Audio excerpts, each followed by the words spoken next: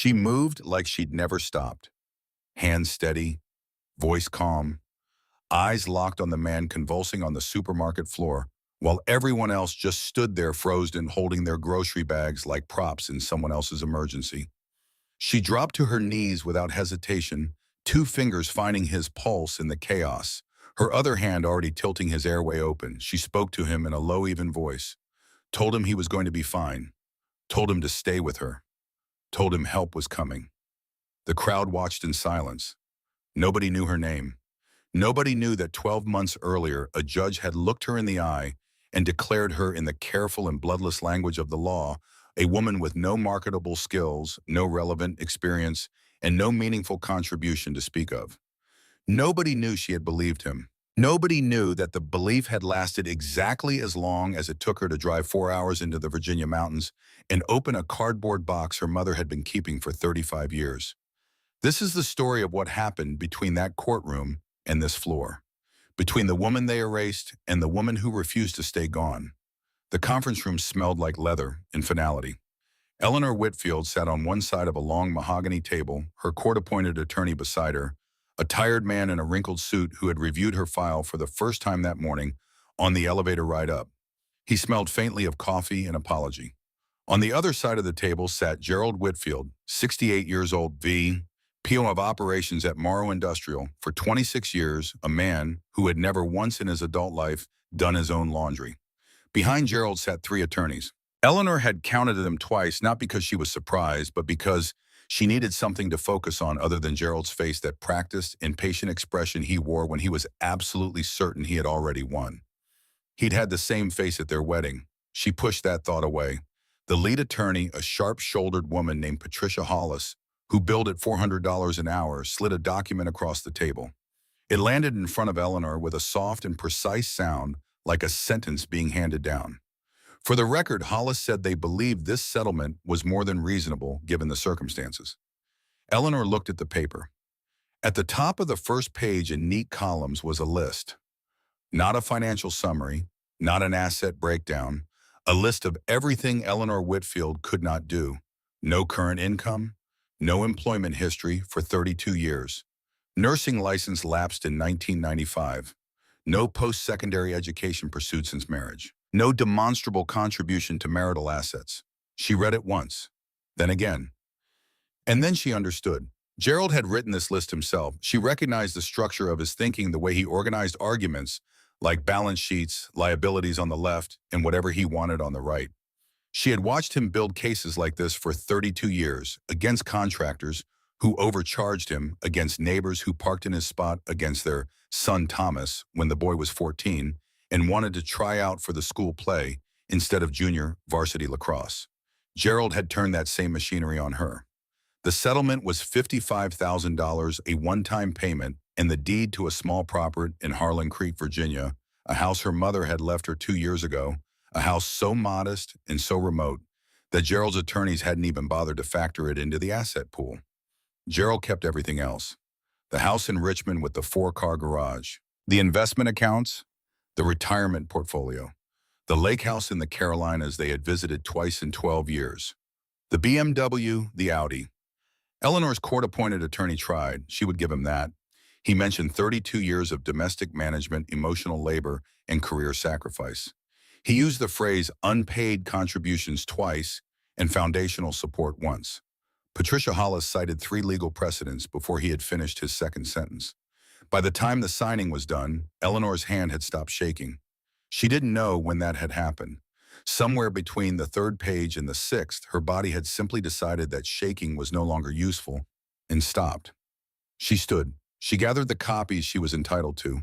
She buttoned her coat, the beige wool coat Gerald had chosen for her at a department store in 2019, because her old one was, in his words, not appropriate for the image we need to project. She walked to the door, and Gerald spoke, low enough that only she could hear. His attorneys were already checking their phones. He said he had tried to talk her out of going back to work 10 years ago when she had wanted to get recertified. He asked if she remembered that. He said she had cried for a week. Eleanor stopped walking. She didn't turn around. He continued. He said he should have let her go.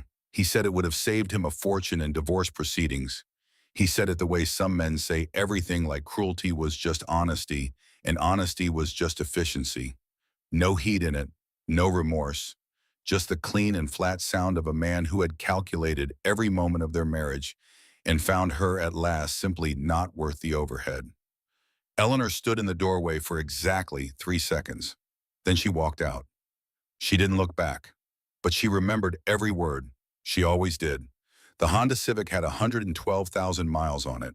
Gerald had let her keep it because, as his attorney phrased it, the vehicle's depreciated value makes formal proceedings disproportionate to cost, which was attorney speak for it wasn't worth the paperwork. Eleanor drove. No music, no podcast, no voice on the phone telling her what to do next, because for the first time in 32 years, there was no voice. Gerald's calendar reminders had already stopped coming to her phone. The shared grocery app had logged her out automatically at 11:47 that morning while she was still signing papers. She had checked her banking app at the gas station 20 miles outside Richmond. The joint account, the account she had managed every dollar of for 3 decades, showed a balance of zero. Gerald had moved the funds that morning, before she had woken up, before breakfast, before she had driven to that conference room and sat across from 3 attorneys who spoke about her like she was in a state to be liquidated. Her personal account, the one Gerald had allowed her for what he called household discretionary spending, showed a balance of $55,247. That was everything. $55,000. 32 years. Eleanor put the phone back in her pocket and pulled onto the highway. The drive from Richmond to Harlan Creek took 4 hours when traffic was light. She had made this trip maybe a dozen times in her adult life, for holidays when her mother Margaret was still alive, and twice after to manage the estate. Each time the landscape had shifted in the same way, highways narrowing to two-lane roads. Two-lane roads narrowing to routes barely wide enough for 2 cars to pass each other, without both drivers holding their breath. The Blue Ridge appeared on her left like something from another century. Eleanor had forgotten how big the mountains were. She had forgotten a great many things. Her phone rang somewhere in the second hour. She glanced at the screen. Not Thomas, not Caroline. The number was from a bank she didn't recognize, one of Gerald's accounts, probably a card she had been listed on for routine purchases, already canceled, already erased. She let it ring. It rang twice more before she crossed the county line. By the time she reached the gravel road that led to her mother's house, the phone had been silent for an hour and a half. Eleanor sat in the driveway and looked at the property through the windshield before she got out. The first thing she noticed was that it was still standing. She didn't know why that surprised her. Houses don't simply fall down in 2 years. But something in her had expected ruin, expected the decay on the outside to match something she couldn't yet name on the inside. It didn't. The paint was peeling, yes. The front porch had developed a sag on the left side that hadn't been there in 2022. The garden her mother had kept with almost devotional care had gone to weeds and wild grass reaching past the fence line, claiming the flower beds. But the structure was sound. The roof had held. The walls were standing. Eleanor noticed all of this the way a nurse takes vitals, automatically, clinically, filing information without yet deciding what it means. She unlocked the front door with a key that was older than her marriage. It stuck the way it always had. She lifted slightly on the handle, turned and pushed. The smell came first. Dust, closed air. The specific stillness of a place where no one had breathed in a very long time. Her mother had been gone 2 years. Eleanor had managed the estate from a distance, phone calls and signed documents forwarded to Richmond, decisions made in the margins of Gerald's schedule. She had never actually cleared the house. Everything was exactly where Margaret had left it. The reading glasses on the nightstand. The worn Bible on the kitchen table with the ribbon marker still placed at Psalm 46. The ceramic mug with the chipped handle rinsed clean and set upside down on the dish rack as though she had just stepped out for a moment and would be back to collect it. Eleanor set her 2 suitcases down by the door. She sat on the couch. The springs protested decades of memory compressing under her weight. Dust rose faintly in the afternoon light. She didn't cry right away. She looked at the room for a long time, at the shelf of paperbacks her mother had never thrown away, at the framed photograph above the mantel, Margaret at 40, standing in front of a flowering dogwood tree, with her arms crossed and her chin up like she was daring the world to try something. Eleanor's throat tightened. She cried then. not the controlled and careful tears she had allowed herself in the Honda. These came from somewhere below the rib cage, somewhere she had been keeping sealed for longer than she could account for. They came in the deep and unstoppable way of grief that has been postponed too many times, the kind that has its own schedule and will not be rushed and will not be managed. She let them come. She stopped when they stopped on their own schedule without intervention. She sat with the quiet aftermath for a few minutes. Then she stood up. The next right thing. That was one of her mother's phrases. When you don't know what to do next, you don't have to know everything, just the next right thing, one step at a time. The next right thing was to see what she had. She moved through the small rooms with methodical attention. Living room, kitchen, bathroom, bedroom, a total of 900 square feet, smaller than the Richmond House's master suite. Every surface filmed with dust. Every drawer and cupboard still holding the accumulated evidence of a long life fully inhabited. The house would need work. More than she could do alone, probably. More than she knew how to do. She started with the kitchen. Cleaning was something she had never needed to be taught. After 32 years of maintaining a 4,000 square foot home to Gerald's standards, a 900 square foot cottage was almost insulting in its simplicity. She worked until the light outside went gold and then gray, and then she stopped because she needed to find somewhere to sleep. She was making up the couch with sheets from the hall closet when she remembered the bedroom closet, her mother's closet.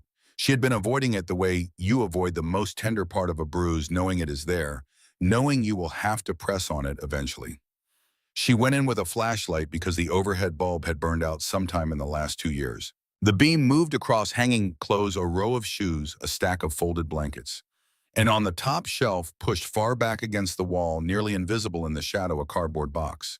She had to drag a chair from the kitchen to reach it. The box was sealed with tape that had dried and yellowed with age. On the top, in her mother's handwriting, careful, slightly left, slanting cursive that Eleanor would have recognized anywhere, were 4 words: Ellie's things keep safe. Eleanor set the box on the kitchen table under the lamp. She cut the tape with a kitchen knife. She opened it. And the past came up to meet her like something that had been underwater for a very long time, finally rising. Her nursing school textbooks. 3 of them still sturdy, the spines unbroken from careful use rather than neglect. Her clinical uniform, white, folded into a precise rectangle with the kind of care you only give to something you believe will be needed again someday. Her stethoscope coiled in a cloth bag, the earpieces still protected by small foam covers. Her name badge from Charlotte Memorial Hospital, E. Whitfield, RN Cardiac Care Unit. Her nursing school diploma. Her original nursing license issued in 1988 and lapsed in 1995. And at the very bottom, wrapped in a single piece of tissue paper and a rubber band that crumbled when she touched it, an envelope. Her name on the front.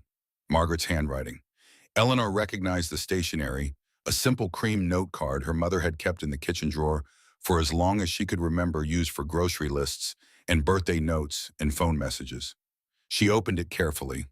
The letter began with Ellie. Her mother had kept these things, the letter explained, since the day Eleanor had boxed them up and asked her to hold them. Eleanor had said, just for now.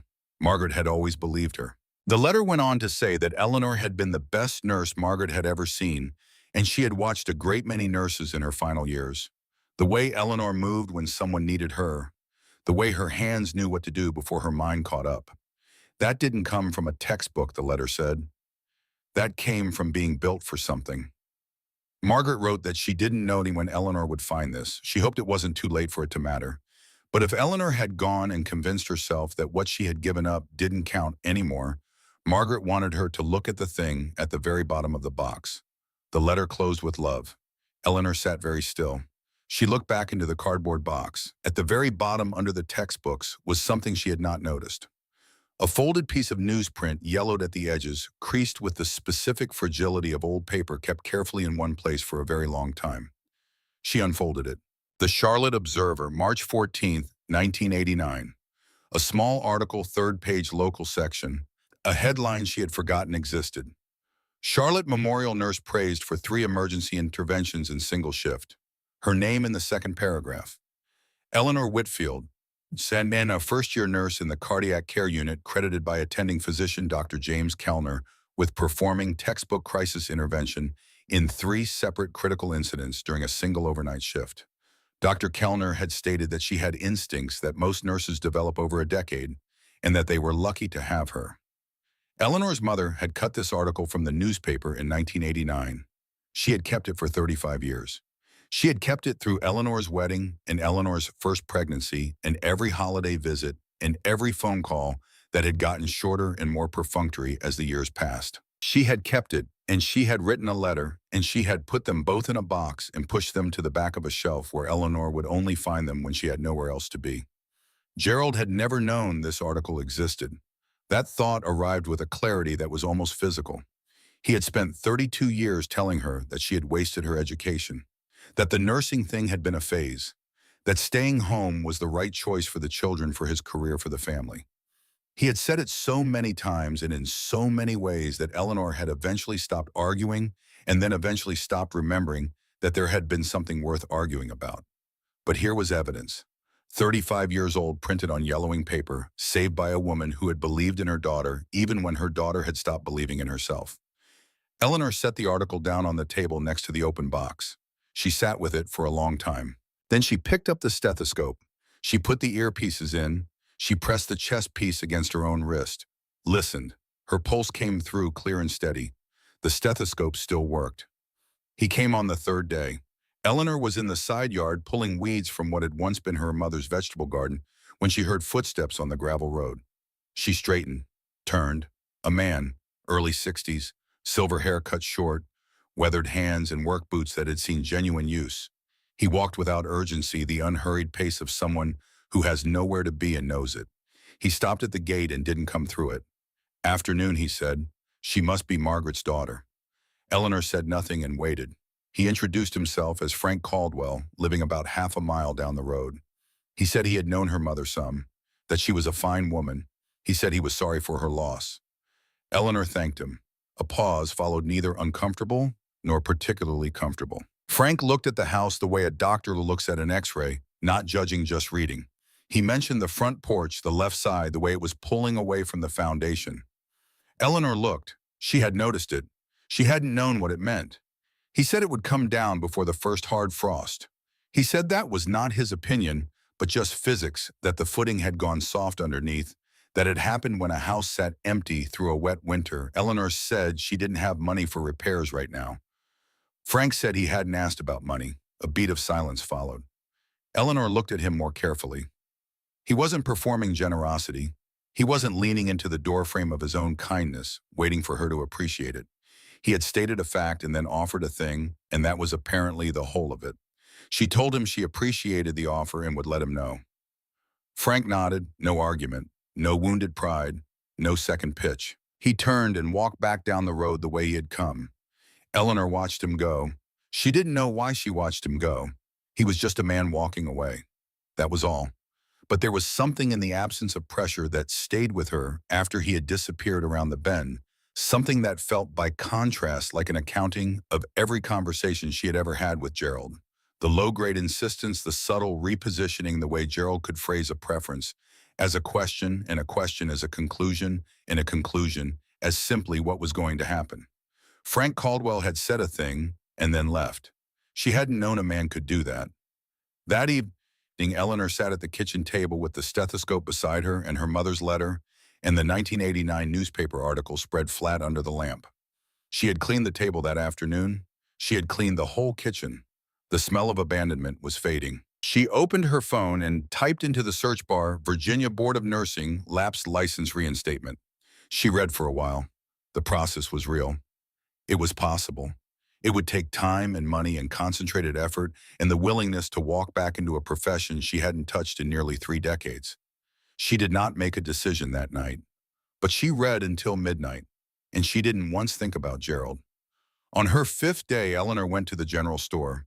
It had been called Grady's since 1971, when the current owner's father had bought it and painted the name on the front in blue letters that had been repainted over and over until they were slightly fatter than the original, but otherwise identical.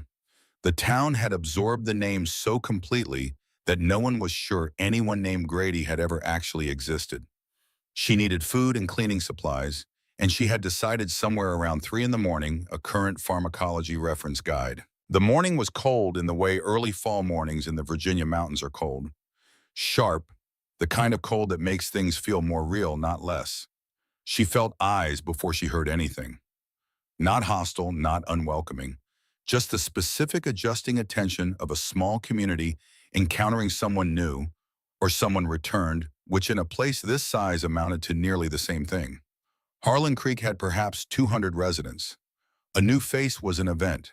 She heard a fragment of conversation from the far aisle not meant for her. That was Margaret's daughter, someone said. Heard she came back. A pause. Heard the husband left her. Another pause, and then quietly, she doesn't look like someone who got left. Eleanor turned the corners to the medical supplies section. She found antiseptic gauze, 2 types of pain reliever. Then she moved to the small book rack near the front register. On the bottom shelf, wedged between a waterproof trail map of the Blue Ridge and a spiral-bound local history, was a medical reference guide. Current clinical practice, a practical reference for healthcare providers, 2022 edition. She didn't hesitate. She picked it up and put it under her arm with the cleaning supplies. The man at the register, 50s, thick glasses, a Richmond Braves cap, rang her up without comment. Then he looked at the book and then at her. He asked if she was a nurse. She said she was once. He nodded and gave her change and said they hadn't had anybody with medical background in town since Doc Peterson moved to Roanoke back in 2018. He said it the same way Frank had said, the thing about the porch, not a request, not even a hint, just a fact laid flat on the counter between them. Eleanor picked up her bag and asked how far away the nearest emergency room was. 31 miles, he said, 40 in bad weather. Eleanor thanked him and walked out into the morning. She sat in the Civic for a moment with the book in her lap.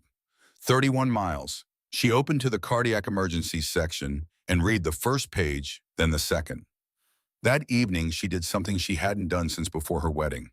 She sat down with a piece of paper and made a decision for herself. Not for Gerald's schedule, not around Thomas's lacrosse or Caroline's school play, or the dinner party that needed organizing, or the prescription that needed picking up, or the contractor who needed managing. Not after checking whether the timing was convenient for anyone else. Just for herself with a piece of paper and a pencil, the lamp lit over the kitchen table. She wrote $55,247 at the top. Estimated monthly expenses in Harlan Creek came to about $800 if she was careful. Utilities and food and gas, the property taxes on the house, nearly nothing. 18 months of living expenses added up to $14,400. The cost of nursing license reinstatement, refresher courses, and exam fees came to approximately $6,000 to $8,000 total. The balance after would be roughly $32,000, enough to live on for 3 more years at current expenses, while a new practice was built, if she could build one, if she passed the exam, if she could relearn 30 years of advances in cardiac care and clinical protocol in 6 months. Eleanor looked at the numbers for a long time. Then she wrote one more thing at the bottom of the page. The alternative. She stared at it. She didn't write anything after it. She didn't need to. The alternative was $55,000 bleeding slowly to nothing in a town where she knew no one doing work she didn't love, if she could find work at all, while a judge's words and a carefully formatted list of her deficiencies settled over her life like a second skin. The alternative was Gerald being right. She picked up her phone, went to the Virginia Board of Nursing website and pressed apply for reinstatement. She didn't let herself think too hard about it.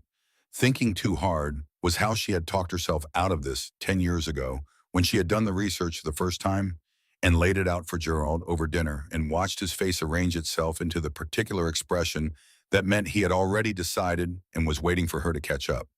Gerald was in Richmond. Gerald was not in this kitchen. Gerald was not in this decision. She hit submit. The confirmation email arrived 40 seconds later.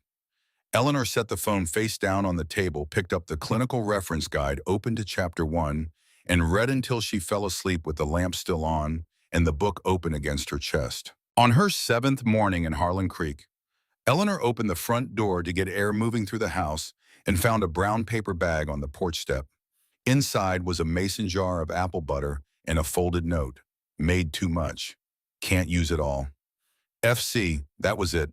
No occasion, no expectation, no subtext she could find, no matter how carefully she looked.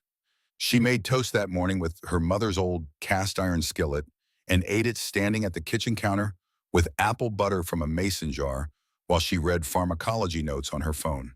It was the best breakfast she had eaten in years.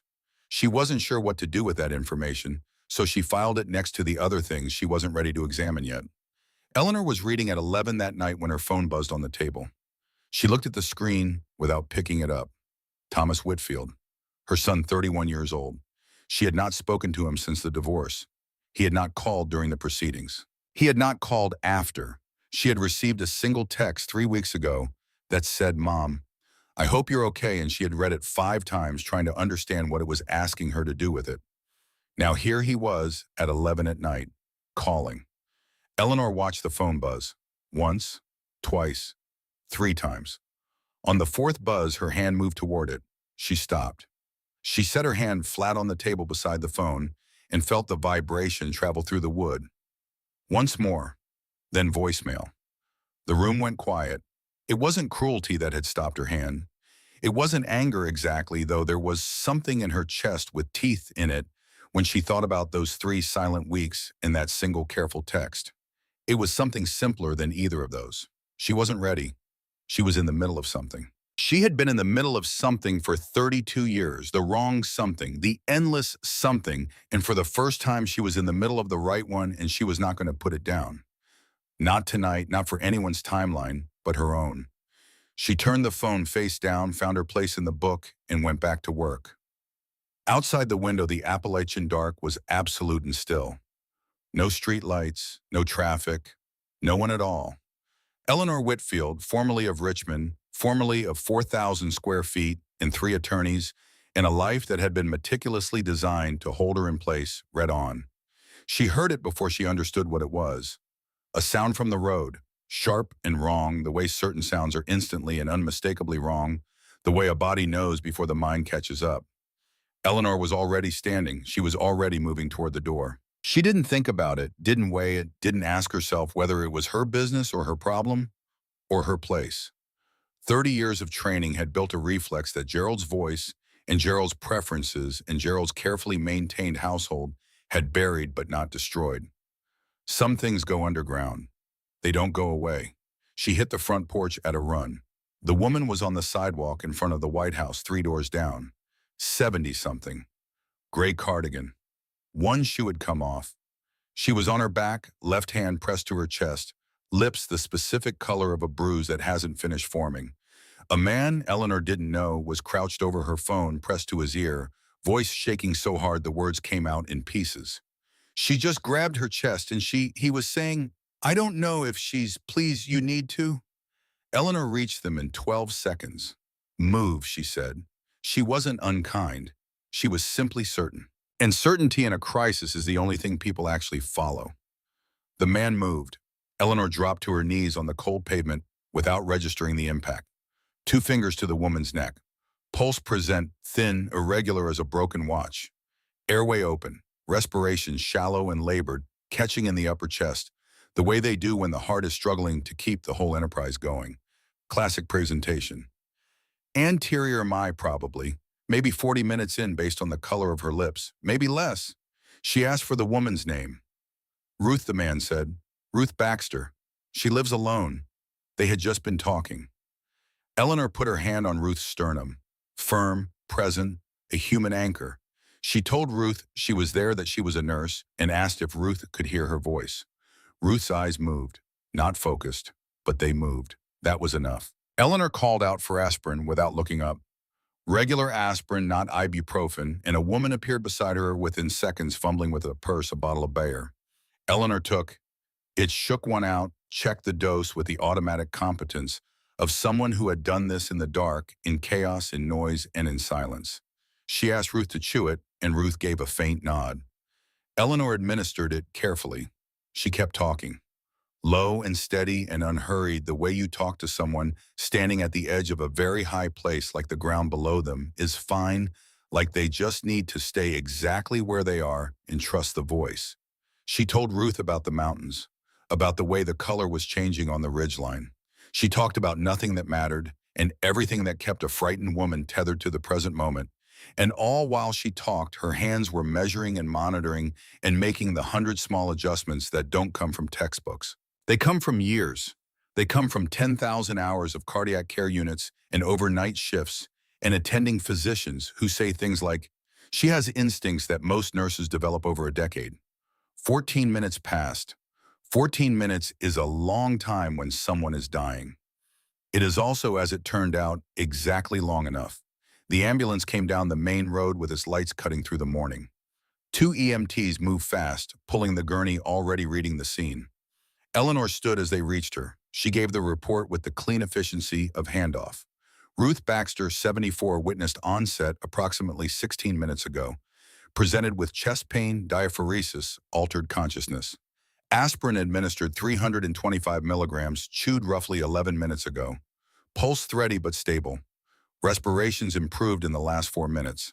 She had been responsive to voice since approximately minute 8. The lead EMT, young mid-20s, dark hair under his cap, looked up from his assessment. He asked if she was medical. She said she was once. He nodded, hands already moving. Then something shifted in his expression. A second look, not at Ruth, but at Eleanor. He asked her name. An odd question, but she answered. Eleanor Whitfield. He went very still for a fraction of a second, then went back to his work, but his jaw had changed. He said her name again quietly, almost to himself. The gurney was loading. Ruth was responding. The crisis was passing from Eleanor's hands into theirs, the way crises do when the right people arrive, the way a relay runner receives the baton without breaking stride. Eleanor stepped back. The EMT paused before climbing into the ambulance and looked at her over his shoulder. His mother's name was Patricia Hensley, he said. She had a massive MI in room 4 at Charlotte Memorial in the winter of 1989. She was 26 years old. Eleanor heard something shift in her chest, like a door she hadn't known was closed opening a crack. There had been a first-year nurse on that shift, he continued. She had stayed with his mother for 6 hours. She wouldn't leave even after the attending told her to take her break. His mother said that nurse was the reason she was there to raise him. She had talked about her his whole life. She said her name was Ellie. He held Eleanor's eyes for a moment. Then the ambulance doors closed. Eleanor stood on the sidewalk of Harlan Creek, Virginia, watching the lights disappear around the bend. The small crowd around her had gone completely quiet. She looked down at her hands. They were steady. They had been steady the entire time. By noon, the whole town knew. Eleanor didn't know how information moved through Harlan Creek. She hadn't learned the channels yet. But by the time she had walked back to her mother's house, washed her hands and put the kettle on, 3 people had already knocked on the door. Not to gawk, not even really to thank her, though they did that. To see her, to register that she existed. An elderly couple from the Blue House at the Bend, a woman in her 50s who had witnessed the whole thing from across the street, a teenage boy sent apparently by his grandmother with a covered dish and the message that she was welcome for dinner any evening she wanted. Eleanor thanked each of them. She was polite and warm, and the moment they left, she stood in the kitchen and breathed for a full minute before she could trust her legs. Not from the crisis. The crisis had been fine. The crisis had felt like the most natural thing she had done in 30 years. From the recognition. That was harder to absorb. She sat at the kitchen table with her tea and thought about something Gerald had said. Not the cruelty from the conference room that was too recent and too raw, and she was still keeping it at arm's length. Earlier than that, years earlier, she had mentioned once she couldn't remember the occasion, some dinner with his colleagues. She thought that she had been a nurse before they were married. She had said it the way you mention something benign about your past, a hobby you used to have, a place you used to live. And Gerald had laughed, not meanly, not at her expense exactly, just a short reflexive laugh that said, "Is that so?" The kind of laugh that takes something real and reclassifies it as charming background detail. The kind of laugh that says, "That's nice, but it's not what you are." And she had laughed too. Because you do when you're sitting at someone else's dinner table in someone else's concept of your life. She hadn't laughed today. She picked up her phone. She went back to the Virginia Board of Nursing reinstatement page. She had submitted the initial application a week ago, but hadn't gone past the first step. She had been telling herself she was gathering information planning. She knew what she had actually been doing. She had been waiting for someone to tell her it was a good idea. She sat with that knowledge for exactly 30 seconds. Then she opened the course enrollment page and paid the deposit for the 6-month refresher program. $840. Her hand did not hesitate over the confirm button. She pressed it. The confirmation email arrived before the page had finished loading. She set the phone down and looked at her mother's Bible on the kitchen table at the ribbon marker still in Psalm 46. She didn't open it. She just looked. Then she rolled up her sleeves and went back to work. That evening, Frank Caldwell appeared at the gate as she was closing up the garden tools. He said he had heard what she did that morning. Eleanor looked at him and waited. He said Ruth Baxter was a good woman, that her husband Harold had been a friend of his, that she had been on her own for 4 years. He said Ruth would want to thank Eleanor personally when she got home. Eleanor said Ruth could thank her by letting her check her blood pressure twice a week. Frank almost smiled. It reached his eyes, but not quite his mouth. He said he would start on the porch Monday if that worked. Eleanor nodded. That works, she said. She went back inside. She didn't examine why she had stopped looking for reasons to say no. The learning came back in layers. Some of it was still there intact, filed so deep in her nervous system that it surfaced without effort. Cardiac rhythms, airway management, the specific pressure and angle of a sternum check, muscle memory that Gerald's voice had covered over but never actually erased. The rest had moved, and she had known it would. 30 years of medical advancement is not a small thing. New protocols, new medications with names she had never encountered, new procedural standards, new technology that had not existed the last time she stood in a hospital corridor at 2 in the morning with someone's life in her hands. She studied the new material with the same intensity she had once applied to textbooks under fluorescent library light while working a double shift at a diner to pay for school. That Eleanor was still in her somewhere, it turned out. Older, quieter, but not gone. She woke at 5 every morning. She studied before the birds started. There were days when the pharmacology chapter became a gray smear on the page and her eyes stopped tracking, and her brain somewhere around the 3rd hour simply refused to absorb another word. On those days she walked, not far, down the gravel road toward the ridge where the tree line opened up and you could see the mountains stacked against each other in the early light blue, on blue, stretching so far back into the horizon. They looked like a thing that had always existed and would continue to exist long after everything Eleanor was worried about had finished mattering. She walked until her legs loosened and her mind cleared. Then she turned back and sat down at the table again. Gerald had not liked her walking. It was fine for exercise, he had said, but not just walking. Walking without a destination was in his view aimless, which was ironic. Eleanor had come to understand, because the only time she had ever felt genuinely aimed in their marriage was when she was moving through space with no one's expectations attached to her feet. The townspeople came, not in organized ways, in the sideways and unhurried way of rural communities that have learned not to push and have also learned they don't need to. An older man named Clyde, who had been managing his diabetes with a blood sugar kit he had been using wrong for 3 years. Eleanor noticed it when he mentioned his readings were off. She showed him the correct technique at her kitchen table over coffee. He came back the following week to tell her his numbers had improved and left before she could say much in response. He told someone else. They came. Eleanor couldn't practice officially not until her license was active, and she was careful about that line. But there was a great deal of space between practicing medicine and helping a 70-year-old woman understand why her new blood pressure medication was making her dizzy in the morning, namely that she was taking it at bedtime instead of with her morning meal, exactly as the label said, except the label was in a 6-point font she couldn't read without her glasses. She helped. She was useful. She went to sleep tired in a way that was entirely different from the tired she had carried for 30 years. That tired had been the weight of other people's needs pressed down on her from above. This tired was the clean fatigue of someone who had moved through the world purposefully and left something better than she had found it. Frank finished the porch in 9 days. He worked without asking for anything, without reporting progress, and without waiting to be thanked in particular ways. He showed up in the morning, he did the work, he cleaned up after himself. Eleanor watched him from the window sometimes. Not for long, just long enough to notice the way he moved, unhurried and precise. No wasted motion, the way a person moves when they have been doing something they are good at for a very long time and have stopped needing anyone else to confirm it. She recognized that quality. She was trying to grow it back in herself. One evening when the porch was done and she had gone out to look at it properly, she said it was good work. Frank looked at the porch the way craftsmen look at their own work, not for approval, just checking. Then he said it was. That was all. She had almost asked about his wife then.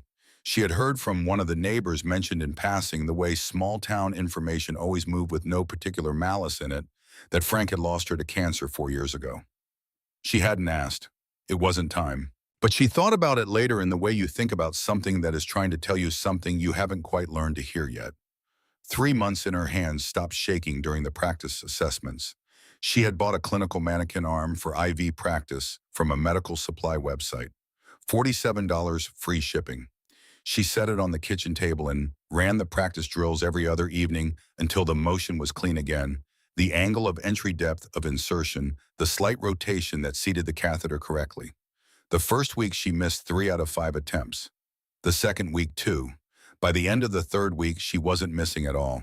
She picked up the practice arm one evening and held it for a moment and thought about how many real arms she had done this to. Hundreds. Probably more than 1,000 over 3 years in the cardiac unit. Every one of them a person who needed something and trusted her to provide it. She had been good at this. Gerald had never asked. In 32 years, he had never once asked her what she had been good at before she became his. She set the practice arm back on the table, opened her notes, and kept studying. The morning of the exam, she woke at 4 without the alarm. She lay in the dark for a moment and listened to the particular silence of Harlan Creek at that hour, not empty but full of a different kind of sound. Wind in the ridged tree line. Something moving in the underbrush near the garden. The house settling. She dressed in the dark. She had laid her clothes out the night before. She didn't think about why that habit had survived everything else, probably because it predated Gerald by years. She made coffee. She didn't study. She had made that decision the night before, standing in front of the porch Frank had built, looking at the mountains going dark in the evening light. If you don't know it now, you're not going to learn it between 9 o'clock and sleep. Her mother had said that before every exam Eleanor had ever taken. She drank her coffee. She washed the mug. She picked up her bag. Frank's truck was in the driveway at 5:15. He had offered 2 weeks ago in the same flat and factual way he offered everything. Charlotte was a long drive, he had said. Easier to have someone to drive back with if the day was hard. He hadn't phrased it as charity. He had phrased it as logistics. Eleanor had understood the difference. She got in. He drove.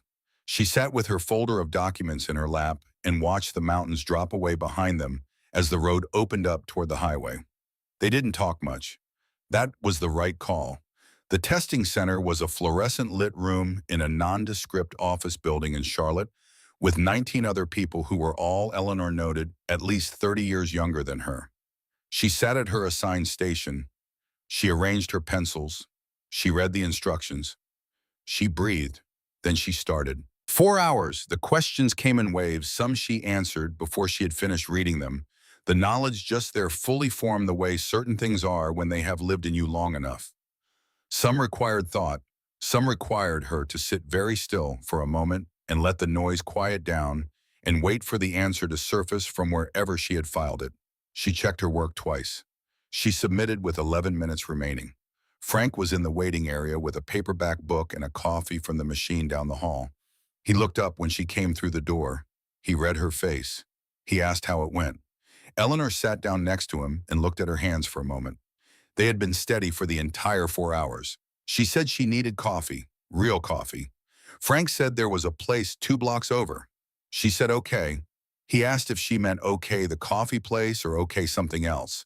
She said she had passed. He nodded once, picked up his book, and got to his feet. Coffee, he said. Coffee, she agreed. They walked out into the Charlotte afternoon, and for the first time in longer than she could clearly remember, Eleanor Whitfield felt like herself, entirely, squarely, undeniably herself. On the drive back 60 miles north of Charlotte, her phone rang. Thomas. She had been expecting this call for weeks, dreading it, and also she could admit now wanting it, but only on her own terms, only when she had something to stand on. She had something to stand on. She picked up. His voice was careful, the voice of someone who had rehearsed the first word and wasn't sure about the second. She said his name. He said he had been trying to call and had left a message a while ago. She said she knew and that she hadn't been ready. A pause followed long enough for the road to carry them another quarter-mile north. He started to ask if she was okay, then stopped. Then started again and said someone in town had told Gerald's assistant she was practicing nursing, and Gerald's assistant had told Gerald, and Gerald had told him, and he hadn't known if it was true. It's true, Eleanor said. She told him she had taken her reinstatement exam that day. Another pause. His voice shifted. The rehearsed quality was gone. What replaced it was something younger and less armored. He asked why she hadn't told him. Because it wasn't yours to know, yet, she said quietly. It wasn't anyone's. It was mine. Silence on the line. Frank's eyes stayed on the road, giving her the space. He was good at that. Thomas asked if she was okay, actually okay, and she said she was better than she had been in 30 years, and that was the truth. She heard him breathe, a sound like something releasing. He told her Gerald had lost his job. The company had asked him to resign 2 months ago. He thought she should know. Eleanor watched the mountains coming back into view on the right side of the highway, blue on blue, same as always. Okay, she said. Thomas hesitated and said Gerald wasn't doing well. Eleanor kept her voice even, not cold, but clear. She said his father's situation didn't change hers. A long pause followed. Thomas said he knew. Then he said he was proud of her and that he should have said it a long time ago. Eleanor looked out the window. Come visit, she said.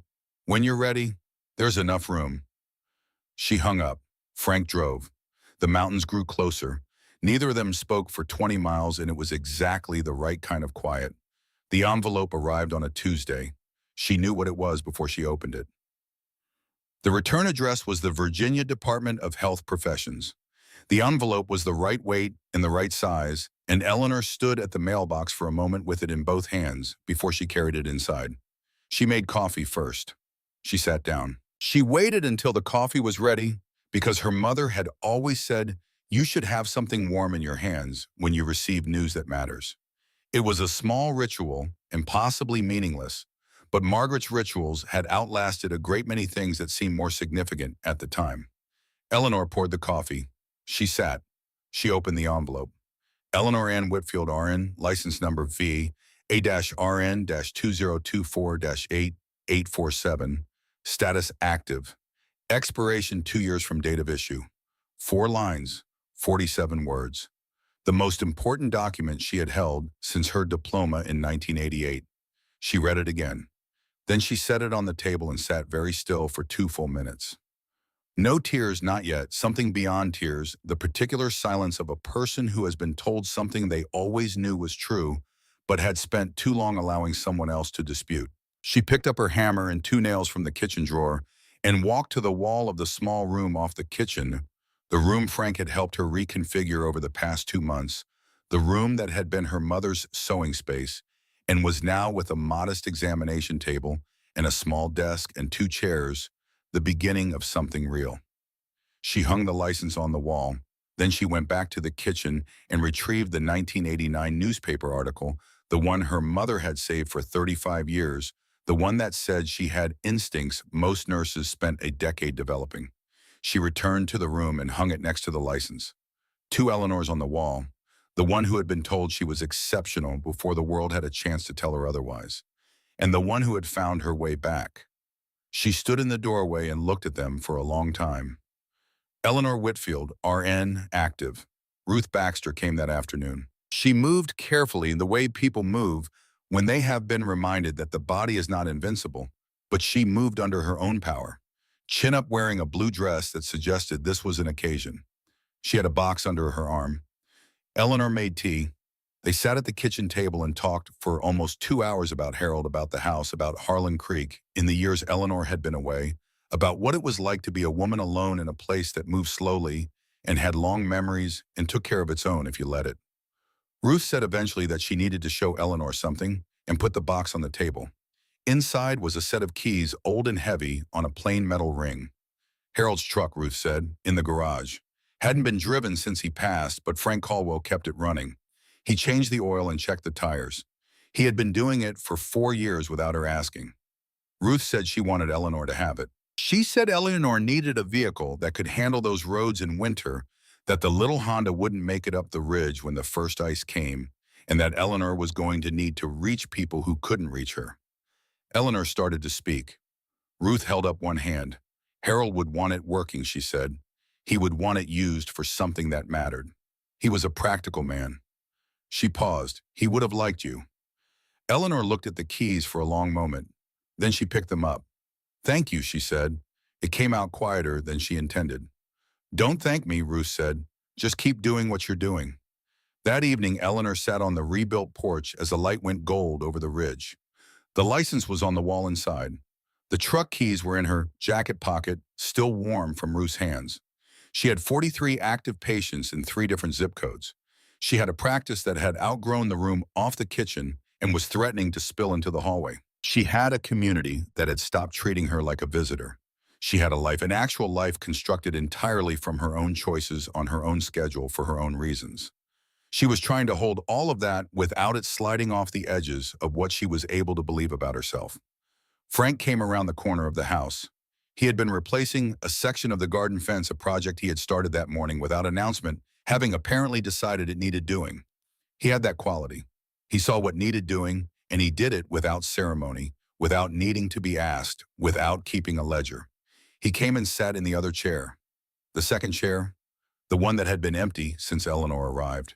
They watched the light change on the ridge. After a while, Frank said her name. She turned her head. He was looking at the mountains. His hands on the arms of the chair were still, but his jaw was doing the thing it did when he was preparing to say something he had been carrying for a while. He said he needed to say something. She said she knew. He looked at her then. Something moved through his expression, surprise, and then something that settled into something warmer. He asked if she knew what he was going to say. She said she thought so, and she said she wasn't ready to answer yet. A pause. Okay, he said. Just that. Okay. He went back to looking at the mountains. After a moment, Eleanor did too. The light was almost gone. The first stars were starting in the east. Her phone buzzed in her pocket. She almost didn't look. She was tired of looking at her phone. She was tired of the world outside Harlan Creek having claims on her peace. But something made her check. Unknown number. Richmond area code. Not Thomas, not Caroline, not any number she recognized. She answered. Silence on the line for a moment.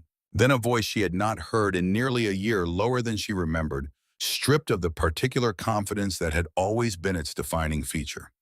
Eleanor, he said. She said nothing. He said he needed to see her. He said he was coming to Harlan Creek. Eleanor looked at Frank. He wasn't looking at her. He was giving her privacy the way he gave everything completely and without condition. She looked at the license through the window, at the 2 women on the wall. She looked at the mountains going dark. Okay, she said. She hung up. Frank turned slowly and read her face the way he had been learning to read it over 9 months of quiet proximity. He asked who that was. Eleanor stood up from her chair. She was perfectly calm, the kind of calm that lives on the other side of something that used to frighten you. She said it was Gerald. She said he was coming. She picked up her coffee mug and walked to the door. The door didn't close behind her. She left it open for Frank because that was new too, leaving the door open. Through the window, the lamplight from the kitchen fell out across the rebuilt porch in the garden in the beginning of the dark. Somewhere on a highway between Richmond and the mountains, a man was driving towards something he thought he still owned. He had no idea what was waiting for him. Neither entirely did Eleanor, but for the first time in 32 years, she wasn't afraid to find out. She didn't sleep that night, not from fear. She wanted to be clear about that, clear with herself in the dark of her mother's bedroom, in the house that had become her house, in the life that had become her life. Not fear, something else. Something that required the night to process itself, the way certain injuries need to swell before they can heal, the way certain storms need to fully arrive before you can assess the damage and begin. Gerald was coming. She lay on her back in the dark and let herself think about that cleanly, without the flinching quality that the thought of Gerald had carried for most of her adult life. For 32 years, the fact of Gerald had operated like weather in her world, something you oriented yourself around, something you prepared for, something whose moods you tracked the way sailors track the horizon. She had spent 3 decades reading Gerald Whitfield the way a hostage reads her captor. She had been very good at it. She didn't need to be anymore. She got up at 5 the way she always did. She made coffee. She sat at the kitchen table and looked at the license on the wall of her practice room, visible through the open doorway. She looked at it the way she had been looking at it for 3 weeks now, not to confirm it was real, not anymore, just to remind herself of the sequence, the steps, the distance traveled. She had earned that piece of paper 1 hour at a time while Gerald's world dismantled itself without her hands to hold it together. That wasn't something she had planned. It wasn't revenge exactly. It was just what happened when you removed the foundation and expected the structure to stand. She finished her coffee. She had patience to see. She drove Harold Baxter's truck up the Ridge Road before 7. It handled the unpaved sections the way the Honda never had, steadily, without drama, like something built for exactly this purpose and content to prove it. Eleanor had been driving it for 3 weeks and had stopped feeling like a guest in it somewhere around day 4. Now it just felt like hers. She saw 4 patients before noon. Clyde Harrington, whose blood sugar had been trending in the right direction for 2 months, and who showed her the readings without being asked, proud in the quiet way of a man who had decided to take care of himself and was discovering he was capable of it. A woman named Deirdre Patterson, 71, recently discharged from the hospital in Roanoke after a fall managing a course of blood thinners that required monitoring Eleanor had been providing 3 times a week. Deirdre's daughter lived in Phoenix. The next nearest home health service was 38 miles away. Eleanor did not think about these facts in terms of her own usefulness. She thought about them in terms of Deirdre needing someone reliable and Eleanor being reliable, and those 2 things being enough.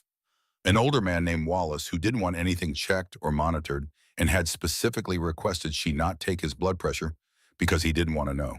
He just wanted someone to sit with him for 20 minutes on his porch while his wife was at the church auxiliary. His wife worried about him, he said. Eleanor could worry about him on her own time. Right now, he just wanted company. She sat with Wallace for 25 minutes. She drove back down the ridge with the windows down and the October air coming in cold and clean, and thought about the work. Not the clinical skills, though those mattered. Not the license on the wall, though that mattered too.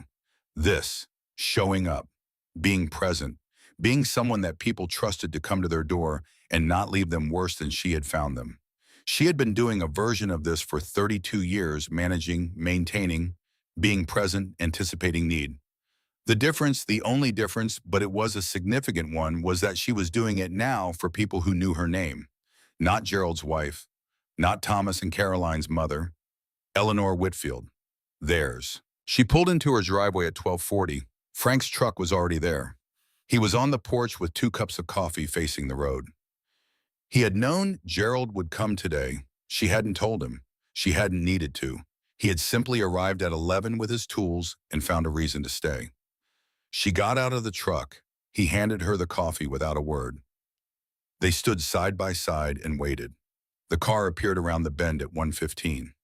A Camry, gray. Older than Eleanor would have expected until she remembered the BMW was gone. She had heard this from Thomas, who had mentioned it without emphasis, as though the fact had already finished surprising him and settled into ordinary history. Gerald drove slowly. The gravel road was uneven, and he was being careful of the car's clearance, in the way that men who have recently lost expensive things are careful of the remaining ones. He parked behind Harold's truck and got out. Eleanor had prepared herself for this moment in her mind 100 times over the past 3 weeks. She had rehearsed the geometry of it, her on the porch, him in the yard, the physical elevation of 3 steps between them. She had rehearsed her own stillness. She had not prepared herself, she realized now, for how much smaller he looked. It wasn't age exactly, or not only age. Gerald had always been a physically large presence, not in height or build, but in the way he occupied space. The density of his self-certainty, the way a room reorganized itself around his expectation of that reorganization. That was gone. What remained was a man of 68 in a gray car on a gravel road in a mountain town who was looking up at his ex-wife's porch with an expression Eleanor had never seen on his face before. Uncertainty. She let him have it. She didn't help him across it. He climbed the 3 steps. He looked at Frank. His jaw tightened slightly. He looked back at Eleanor. He said she looked well. She said she knew. A pause. Gerald's eyes moved across the porch, the rebuilt boards, the flower boxes, the sign beside the door. Eleanor Whitfield, RN, Health Consulting. Walk-ins, welcome. He read it twice. He said she had actually done it, and he wasn't being unkind. He was genuinely surprised. She said she had. He started to say something else and stopped. She said she knew. She gestured to the chairs. Frank remained standing, leaning against the railing, with his coffee positioned with the particular casualness of a man who is not going anywhere. Gerald looked at him once more. Something moved across his face that Eleanor recognized from 32 years of careful observation, the computation of whether this person was a threat to the outcome he had scripted. He sat. Eleanor sat across from him. She waited. Gerald talked for a while before he said the real thing. She had expected that. He had always been a man who required runway before he committed to the landing, who built the case, established the atmosphere, worked through the approaches before he stated the destination. He talked about the drive, about how much the mountains had changed, or maybe he had just forgotten. He talked about Thomas briefly in the way of someone deploying a mutual interest as common ground. Eleanor listened. She didn't respond much. She didn't fill his pauses. She had spent 32 years filling his pauses, and she was done with the habit. He said he had had time to think about the marriage, about the things he should have done differently. All right, she said. He said he hadn't acknowledged what she had contributed, that he understood that now. Eleanor looked at him steadily. He said he thought they had made a mistake, both of them, and that it wasn't too late to consider something. She said his name, and he stopped. She told him to tell her about his pension. The air on the porch changed. She watched it happen, watched the prepared speech disorganize itself, watched the muscles in his face do the rapid, involuntary work of recalibration. It was a particular kind of tell. She had learned to read it years ago in the context of disagreements about contractors and holiday plans, and the one time she had found a credit card statement that didn't add up, and he had needed a moment before he could explain it. That tell, he asked what she meant. She kept her voice level, patient, not angry, just precise. His pension from Morrow Industrial. Thomas had mentioned he had lost his position of forced retirement. She assumed the severance was structured with certain conditions. Spousal status perhaps for continuation of benefits. Gerald said nothing, or it might be the health insurance. She continued. Without a company plan, private coverage at 68 was what had he told her once financially disqualifying. That was the phrase he had used when they were discussing options for his sister. Or maybe it was simpler, she said. The tax structuring, joint filing versus individual. She had managed their finances for 26 years. She knew how the numbers worked. Silence followed. A long silence. This was the twist Eleanor had prepared for. This was the twist she had known was coming from the moment Thomas said Gerald had lost his job, and Gerald called 2 weeks later wanting to visit. Gerald had not driven 4 hours through the mountains because he missed her. He had not driven 4 hours through the mountains because guilt had finally found him and opened something in his chest. He had driven 4 hours through the mountains because Eleanor Whitfield had ceased in some specific financial calculation to be a liability and had become in a different specific financial calculation an asset. Some things did not change. Gerald looked at his hands. A gesture she had almost never seen from him in 32 years. That specific downward look of a man who has been caught not in a lie, but in something worse than a lie, in the thing that precedes the lie in the body of the man. He said quietly that the insurance was part of it. She nodded once. He looked up and started to say something else. She said, "Don't," not cruelly. There was no triumph in her voice, no satisfaction.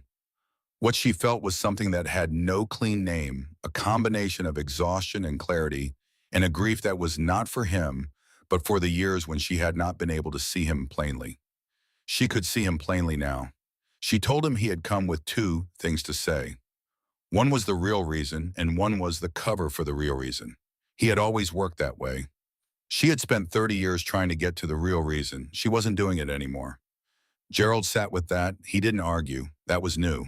Whether it was age or loss or 4 hours of mountain driving or just the particular exhaustion of a man who had maintained an image long after the resources for maintaining it had dried up, she didn't know. But he didn't argue. He asked what she wanted him to say. She said nothing. She said she had something to say. She went inside.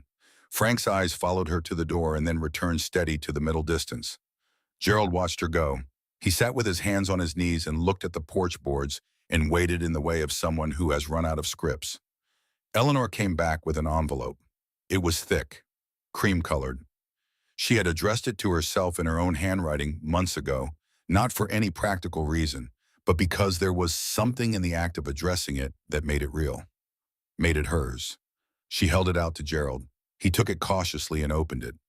Inside was a document, 12 pages single-space tabulated with the same precision Gerald had once applied to his own quarterly reports. Eleanor had spent 2 weeks on it in the evenings with a legal pad and a calculator and a current salary survey from the Bureau of Labor Statistics.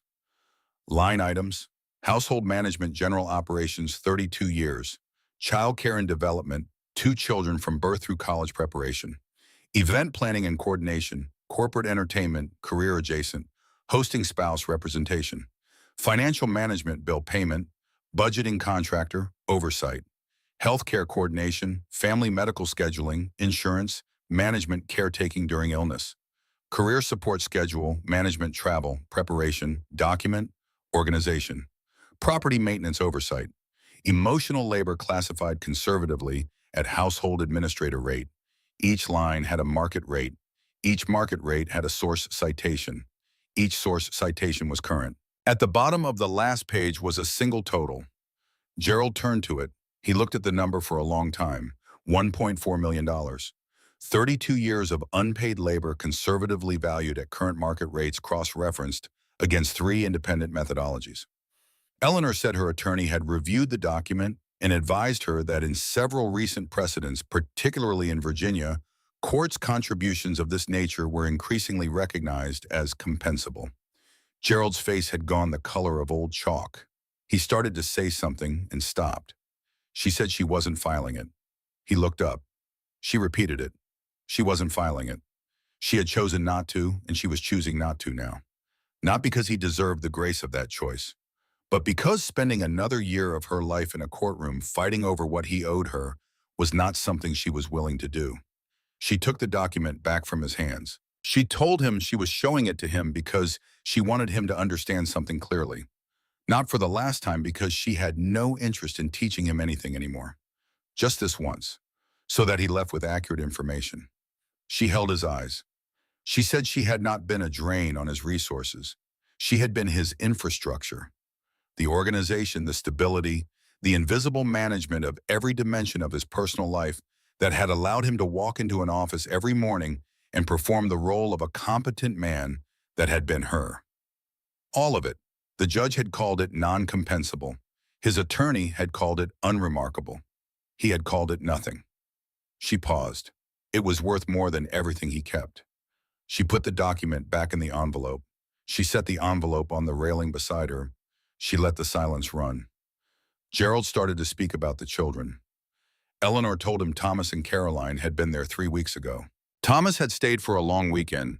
Caroline had driven up for a day and a half and had helped administer flu vaccines to 41 patients. Gerald's mouth opened slightly. They had come because they wanted to, Eleanor said, not because she had asked them. Thomas had found out what she was doing from someone in town who had mentioned it to someone in Richmond.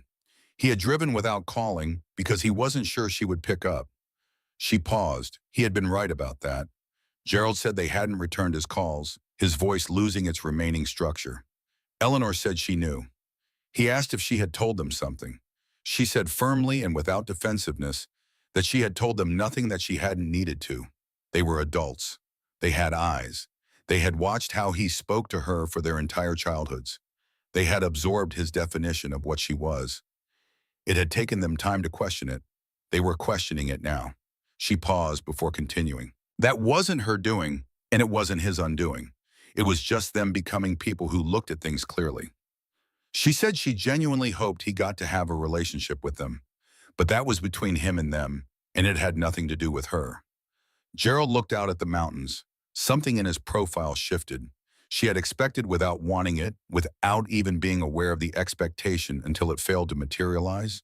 She had expected somewhere in this conversation to feel the old reflexive sympathy, the pull toward managing his discomfort. 32 years of habit has roots, but she felt it clearly now and could name it. That sympathy had not been real. It had been strategic, a survival mechanism. The way you learn to care about the well-being of the person who controls the terms of your life because their mood is your weather and their mood is therefore worth maintaining. She did not feel it now. She felt something cleaner, not indifference. Something more like the particular neutrality of a person who has finished a very long book and set it down. Interesting. Formative. Over. Gerald tried one more time. His voice was quieter than any voice she had heard from him in 30 years, stripped of the architecture that had always held it up. He said he had made choices. She said his name gently, and she meant it gently. She wasn't performing gentleness for his comfort. She was simply done with anything that cost her more than it returned. She said he hadn't come here to apologize. They had established that, and she wasn't equipped to receive an apology that arrived alongside an insurance proposal. She asked if he had come hoping for something. He said plainly, without the wrapping, that he had come hoping she would take him back. The words fell out of him. Eleanor looked at him for a long moment. For one unguarded second, she allowed herself to trace the full length of what that sentence would have meant to her. 10 years ago, 5 years ago, the night he had handed her papers across a restaurant table and told her she was dead weight. How she would have received those words then with a desperate and mortifying relief. How she would have given anything to hear them. And now she was hearing them.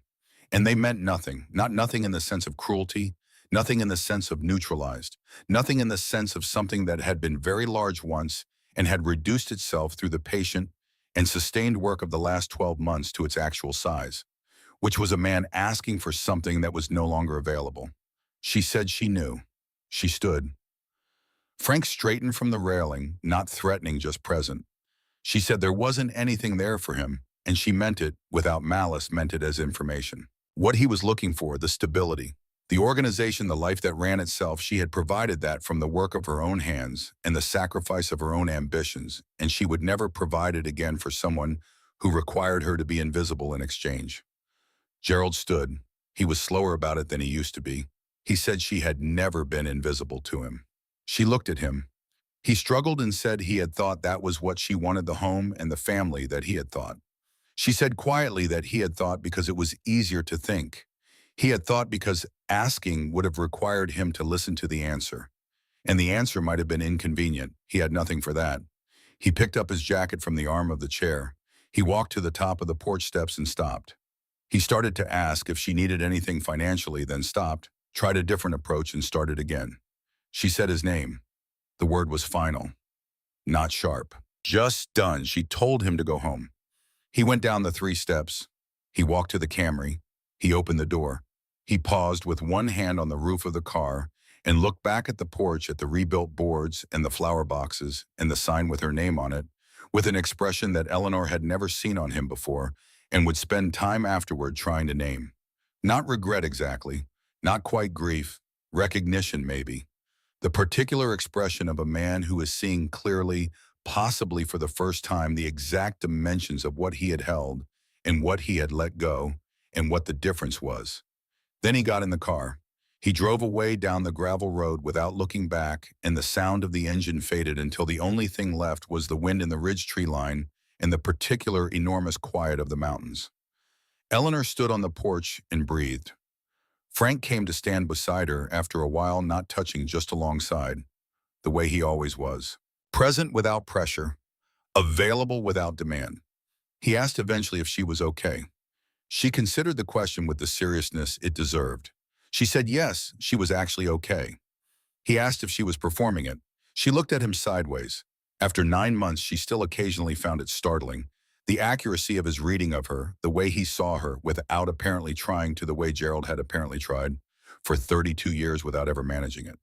She said no, not performing it. He nodded.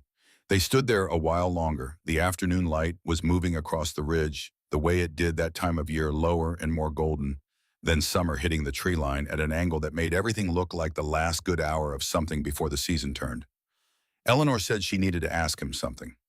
Okay, he said. She turned to face him, and he turned to face her.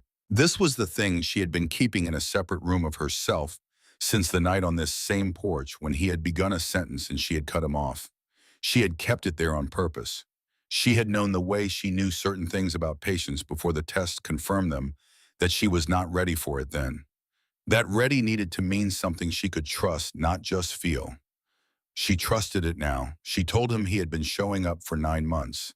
He had repaired things. He had driven her to Charlotte.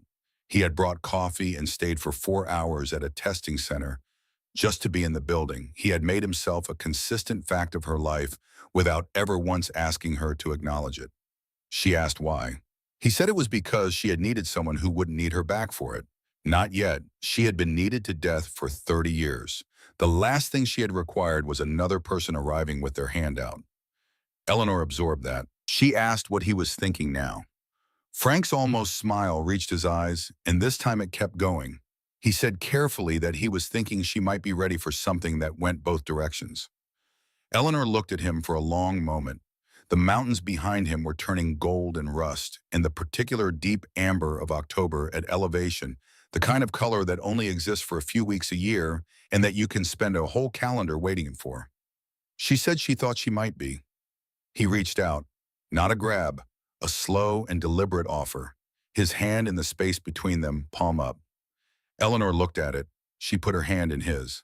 3 months later, on a Tuesday in January, Eleanor was in the middle of a cardiac assessment when her patient, a 67-year-old retired miner named Douglas, whose wife had driven him 40 minutes down from the ridge because he kept insisting the shortness of breath was just altitude, looked at her diploma on the wall and asked how long she had been doing this.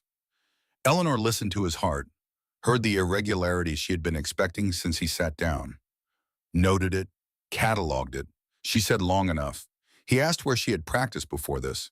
She said she had taken some time away for family reasons. He nodded. His wife had taken time away too. He said 20 years raising their kids. She had gone back to teaching when the youngest graduated. He said she called those the best 20 years of her career, the ones after. Eleanor lowered the stethoscope. She looked at Douglas with the particular attention she gave to people who said things worth hearing. She said his wife sounded smart. He said she was the smartest person he knew. He said it simply the way Frank said things, simply the way people say things when they mean them without needing them to land a specific way. Eleanor moved to her desk. She told Douglas she was going to call the cardiology practice in Roanoke that day, that he had an arrhythmia she wanted looked at properly, and that she wasn't equipped to manage it alone. He leaned back in the chair and asked if it was serious. She said manageable, but only if they managed it, and that started today. He nodded. He trusted her. She had noticed that quality in her patients, the specific and uncomplicated trust of people who were cared for by someone who showed up when they said they would and told them the truth when they needed it. She had been capable of earning that trust in 1988. She had been capable of earning it in every intervening year. Nothing had ever made her incapable of it. Only the gradual and sustained pressure of someone else's certainty that she was not. She picked up the phone. She made the call. That evening, she found Frank in the kitchen making soup. He had been doing this intermittently for 2 months now, appearing with ingredients, producing food, leaving leftovers in the refrigerator, labeled in his particular shorthand. He was a better cook than she had expected, and she had told him so, and he had said Margaret taught him the basics, and Eleanor had stood very still for a moment before saying, that sounded exactly like her. She sat at the kitchen table. He asked without turning from the stove if it had been a hard day. She said productive. She told him about Douglas, about the referral, about the cardiologist in Roanoke, taking him the same week based on her intake notes. Frank said she had referred him as his doctor. She said she had referred him as his nurse practitioner, which was accurate. He said accurate and modest. She said accurate and correct and told him there was a difference. He turned and looked at her with an expression she had cataloged by now in a dozen subtle variations. This one was the one he wore when she said something that he found in his quiet way worth noting. She told him the cardiologist had asked if she had more patients who needed monitoring follow-up, that he covered 4 counties and had been looking for a reliable rural care partner. Frank set down the spoon. He asked how many patients that added. She said potentially 80 to 100 over 18 months, that she would need to hire someone, another nurse, or a well-trained medical assistant. He went very still. He said she would need more space. She said she knew. He said the room off the back of the house, that they could extend the footprint 12 feet, run the exam room through there, and move the consultation space to the front. She said his name. He said he was just saying it was structurally sound, that he had looked at the foundation last spring. She looked at him. He looked at her. She said he had looked at her foundation last spring. He said on general principles that he looked at foundations, that it was what he did. She held his eyes. She thought about the 12 months behind her, about a judge's voice reading a list of everything she could not do, about a cardboard box on a high shelf with her name on it in her mother's handwriting, about a cold sidewalk and Ruth Baxter's irregular pulse under her fingertips, about a testing room in Charlotte in 4 hours of questions that could not touch what she knew, about an envelope with a number in it that she had chosen not to use as a weapon because she did not need weapons anymore, about this kitchen, this light, this man who had decided quietly and without announcement to stay. She said, okay. He asked if she meant, okay, the room extension. She said, okay, all of it. He picked up the spoon and went back to the soup. The kitchen was warm and smelled of something with rosemary in it, and outside the window, the January dark had settled over the ridge the way it did completely and confidently, the way darkness settles when it has nothing to prove. Eleanor reached over and picked up her mother's Bible from the corner of the table where it had lived since she had first come to this house and found it waiting. She opened to the page marked by the ribbon, Psalm 46, her mother's underlined verses. And in the margin in the small, left slanting handwriting that Eleanor had been reading all her life a note. You can't be emptied and filled at the same time. Let the emptying finish. She sat with that for a moment. Then she turned to a page she had bookmarked herself 2 months ago in the weeks after Gerald's visit. A blank page at the back. And on it, in her own handwriting, neat and forward slanting, the handwriting of a woman who knew where she was going, 2 lines she had written at the kitchen table on a night when the mountains were dark and the lamp was on, and she was finally fully alone with what she knew. Things that cannot be taken from you. What you know, what you have done, who you are when no one is watching. Things that were never his, all of it. She closed the book. She looked at the license on the wall through the doorway, at the 1989 newspaper clipping beside it, at the 2 women on the wall who were, she understood now, the same woman at different points in the same life. Not a before and after, not a loss and a recovery. A continuous line, interrupted, buried, forced underground by the sustained patient application of someone else's certainty that she was small, but continuous, always continuous. Eleanor Ann Whitfield, RN, not again. Still, she picked up her clinical notes for tomorrow's patients and started reading. The soup finished on the stove. Frank ladled it into 2 bowls and set one in front of her without interrupting her reading. He sat across from her and opened his book. They ate and read in the easy and undemonstrative quiet of 2 people who had found late what had always been possible. Not rescue, not salvation, but the simple and enormous thing of being known. Outside, the first snow of the year had begun to fall on the Blue Ridge. Quiet, steady, covering everything that no longer needed to be seen.